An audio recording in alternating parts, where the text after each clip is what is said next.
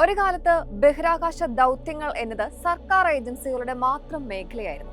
NASA, റോസ്കോമസ് പോലുള്ള സ്ഥാപനങ്ങളാണ് ഈ രംഗത്തെ പ്രധാന ശക്തികൾ. പക്ഷെ ഇന്ന് ആ ചിത്രം പൂർണ്ണമായി മാറിയിരിക്കുന്നു. ആ മാറ്റത്തിന് പിന്നിൽ നിൽക്കുന്ന കമ്പനിയാണ് space X.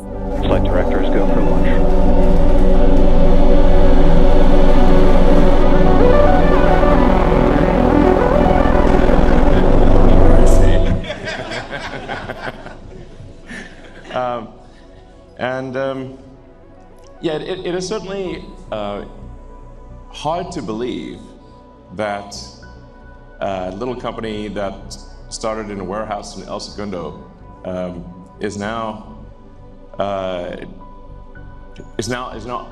going public for with the largest IPO that ever. ഇപ്പോൾ ലോകം മുഴുവൻ സംസാരിക്കുന്നത് മറ്റൊരു ചരിത്ര സംഭവത്തെക്കുറിച്ചാണ്, സ്പേസ് എക്സ് IPO. കാരണം ഇതൊരു സാധാരണ IPO അല്ല, ചരിത്രത്തിലെ ഏറ്റവും വലിയ IPO എന്നാണ് ഇതിനെ വിശേഷിപ്പിക്കുന്നത്. IPO price $135. കമ്പനി സമാഹരിച്ചത് ഏകദേശം $75 ബില്യൺ. ലിസ്റ്റിംഗ് ദിവസം തന്നെ ഓഹരി $150 മുകളിൽ ഓപ്പൺ ആവുകയും $160 മുകളിൽ ക്ലോസ് ആവുകയും ചെയ്തു. അതോടെ സ്പേസ് എക്സിന്റെ മാർക്കറ്റ് വാല്യുവേഷൻ ഏകദേശം $2.1 ട്രില്യൺ ഉയർന്നു. ഇത് എത്ര വലിയ സംഖ്യയാണെന്ന് മനസ്സിലാക്കാൻ ഒരു കമ്പാരിസൺ നോക്കാം. നിഫ്റ്റി 50ലെ എല്ലാ കമ്പനികളുടെയും കമ്പൈൻഡ് മാർക്കറ്റ് ക്യാപ് ഏകദേശം $2.2 ട്രില്യൺ ആണ്. അതായത് ഒരു സ്പേസ് എക്സിന്റെ വാല്യുവേഷൻ മാത്രം ഇന്ത്യയിലെ മുഴുവൻ നിഫ്റ്റി 50 കമ്പനികളുടെയും മാർക്കറ്റ് വാല്യുവിനേക്കാൾ വലുതാണ്. മറ്റൊരു കമ്പാരിസൺ നോക്കിയാൽ കാനഡയുടെ മുഴുവൻ GDP ഏകദേശം $2.5 ട്രില്യൺ. സ്പേസ് എക്സിന്റെ വാല്യുവേഷൻ അതിന്റെ ട്രെയിലിംഗ് റവന്യൂവിന്റെ 95% ഏറെയാണ്. ഇന്ത്യയുടെ GDPയുടെ ഏകദേശം പകുതിയോളം വാല്യുവേഷൻ ഒരു കമ്പനിക്ക് മാത്രം. അതാണ് സ്പേസ് എക്സ് ഇന്ന് എത്തിയിരിക്കുന്ന സ്കെയിൽ. പക്ഷെ ഇവിടെ പ്രധാനപ്പെട്ട ഒരു ചോദ്യം, എന്താണ് സ്പേസ് എക്സിനെ ഇത്രയും വിലമതിപ്പുള്ള കമ്പനി ആക്കുന്നത് എന്നാണ്. ഉത്തരം റോക്കറ്റുകൾ മാത്രമല്ല. ഫാൽക്കോൺ 9, ഫാൽക്കോൺ ഹെവി, സ്റ്റാർഷിപ്പ് തുടങ്ങിയ പ്രൊജക്ട്സ് സ്പേസ് എക്സിനെ സ്പേസ് ഇൻഡസ്ട്രിയുടെ ലീഡർ ആക്കിയിട്ടുണ്ട്. റീയൂസബിൾ റോക്കറ്റ് ടെക്നോളജി ഉപയോഗിച്ച് ലോഞ്ച് കോസ്റ്റ് ഗണ്യമായി കുറച്ചതും സ്പേസ് എക്സ് തന്നെയാണ്. ഒരു കാലത്ത് കോടിക്കണക്കിന് ഡോളർ ചെലവായിരുന്ന ലോഞ്ച് മിഷൻ ഇന്ന് വളരെ കുറഞ്ഞ ചെലവിൽ നടത്താൻ കഴിയുന്നതിന് പ്രധാന കാരണം സ്പേസ് എക്സിന്റെ ഇന്നൊവേഷൻ ആണ്. ഇന്ന് ലോകത്ത് നടക്കുന്ന ഓർബിറ്റൽ ലോഞ്ചസിൽ വലിയൊരു പങ്കും സ്പേസ് എക്സിന്റേതാണ്. എന്നാൽ ഇന്ന് ഇൻവെസ്റ്റേഴ്സിന്റെ ഏറ്റവും കൂടുതൽ ശ്രദ്ധ പോകുന്നത് മറ്റൊരു ബിസിനസ്സിലേക്കാണ്, സ്റ്റാർലിങ്ക്. ലോകമെമ്പാടും സാറ്റലൈറ്റ് ഇന്റർനെറ്റ് സർവീസ് നൽകുന്ന സ്റ്റാർലിങ്ക് ഇന്ന് സ്പേസ് എക്സിന്റെ ഏറ്റവും വലിയ ഗ്രോത്ത് എഞ്ചിനായി മാറിക്കൊണ്ടിരിക്കുകയാണ്. Remote villages, ships, aircrafts, military applications, internet connectivity ഇല്ലാത്ത പ്രദേശങ്ങൾ, ഇവിടെയെല്ലാം സ്റ്റാർലിങ്ക് സേവനം എത്തിക്കുന്നു. ആയിരക്കണക്കിന് സാറ്റലൈറ്റ്സ് ഇതിനകം തന്നെ ഓർബിറ്റിൽ പ്രവർത്തിക്കുന്നുണ്ട്. 2025 സ്പേസ് എക്സ് ഏകദേശം $18.7 ബില്യൺ റവന്യൂ നേടിയെന്നാണ് റിപ്പോർട്ടുകൾ. Launch services, satellite communication, Starlink subscriptions എന്നിവയാണ് പ്രധാന റവന്യൂ ഡ്രൈവേഴ്സ്. എന്നാൽ സ്പേസ് എക്സ് IPOയുടെ ഏറ്റവും ശ്രദ്ധേയമായ കാര്യം വാല്യുവേഷൻ മാത്രമല്ല, ഈ IPOയോടുള്ള ഇൻവെസ്റ്റേഴ്സിന്റെ റെസ്പോൺസ് ആണ്. റിപ്പോർട്ടുകൾ പ്രകാരം റീറ്റെയിൽ ഇൻവെസ്റ്റേഴ്സ് മാത്രം IPOയ്ക്കായി സമർപ്പിച്ച ഓർഡേഴ്സ് $100 ബില്യൺ മുകളിലായിരുന്നു.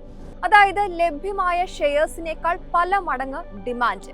പല ഇൻവെസ്റ്റേഴ്സിനും IPO അലോക്കേഷൻ ലഭിക്കാതിരുന്നതിനാൽ സ്പേസ് എക്സ് എക്സ്പോഷർ ലഭിക്കാൻ അവർ മറ്റ് വഴികൾ പോലും തേടാൻ തുടങ്ങി. സ്പേസ് എക്സുമായി ബന്ധപ്പെട്ട ETFs, ഓൾട്ടർനേറ്റീവ് ട്രേഡിംഗ് പ്ലാറ്റ്ഫോംസ്, അതുപോലെ ക്രിപ്റ്റോ ലിങ്ക്ഡ് പ്രൊഡക്ട്സിൽ വരെ വലിയ ട്രേഡിംഗ് ആക്ടിവിറ്റി രേഖപ്പെടുത്തി. വാൾ സ്ട്രീറ്റിൽ സ്പേസ് എക്സ് ഒരു IPO മാത്രമല്ല, ഒരു മാർക്കറ്റ് ഫിനോമിനായി മാറിയെന്നാണ് പല അനലിസ്റ്റുകളും വിലയിരുത്തുന്നത്. കാരണം ഇൻവെസ്റ്റേഴ്സ് വാങ്ങുന്നത് ഒരു കമ്പനിയുടെ ഷെയർസ് മാത്രമല്ല, സ്പേസ് എക്കണോമിയുടെ ഭാവി കൂടിയാണ്. അതേസമയം കമ്പനി ഇപ്പോഴും വലിയ ഗ്രോത്ത് ഇൻവെസ്റ്റ്മെന്റ് ഫേസിലാണ്.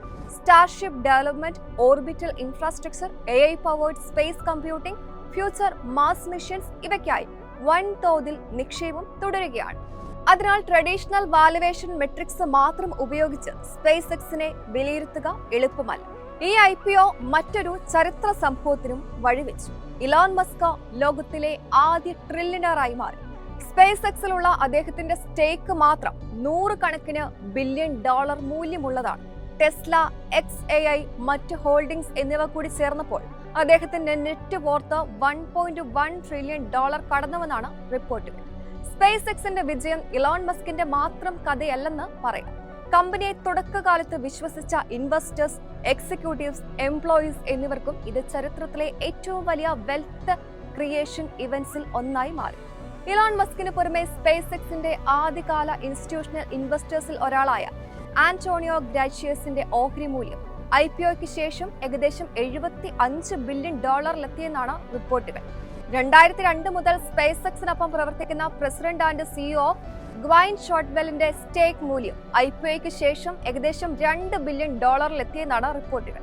2015 ഏകദേശം $900 മില്യൺ നിക്ഷേപിച്ച ഗൂഗിളിന്റെ സ്പേസ് എക്സ് സ്റ്റേക്ക് IPOയ്ക്ക് ശേഷം $100 ബില്യൺ മൂല്യമുള്ളതായി കണക്കാക്കപ്പെടുന്നു.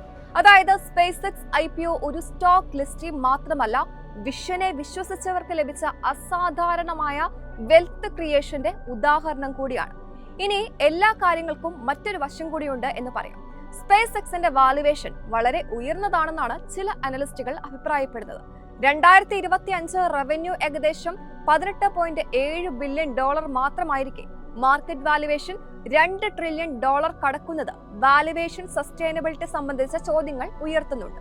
Execution risk, regulatory challenges, capital intensive projects, Starship commercialisation, future profitability ഇവയെല്ലാം ഇൻവെസ്റ്റേഴ്സ് നിരീക്ഷിക്കുന്ന പ്രധാന കാര്യങ്ങളാണ്. എന്നിരുന്നാലും ഒരു കാര്യം വ്യക്തമാണ്, സ്പേസ് എക്സ് ഇന്ന് ഒരു റോക്കറ്റ് കമ്പനി മാത്രമല്ല. Space economy, global connectivity, satellite communication, defence technology, future AI infrastructure എന്നിവയെല്ലാം ഉൾക്കൊള്ളുന്ന ഒരു ടെക്നോളജി പ്ലാറ്റ്ഫോമായി മാറിയിരിക്കുകയാണ്. അതുകൊണ്ട് തന്നെ സ്പേസ് എക്സ് IPO ഒരു സ്റ്റോക്ക് മാർക്കറ്റ് ഇവന്റ് മാത്രമല്ല, കൊമേഴ്സ്യൽ സ്പേസ് ഇൻഡസ്ട്രിയുടെ വളർച്ചയ്ക്കുള്ള വലിയൊരു അംഗീകാരവും ഭാവിയിലെ സ്പേസ് എക്കണോമിയിലേക്കുള്ള ഇൻവെസ്റ്റേഴ്സിന്റെ ഏറ്റവും വലിയ ബെറ്റുകളിൽ ഒന്നുമാണ്.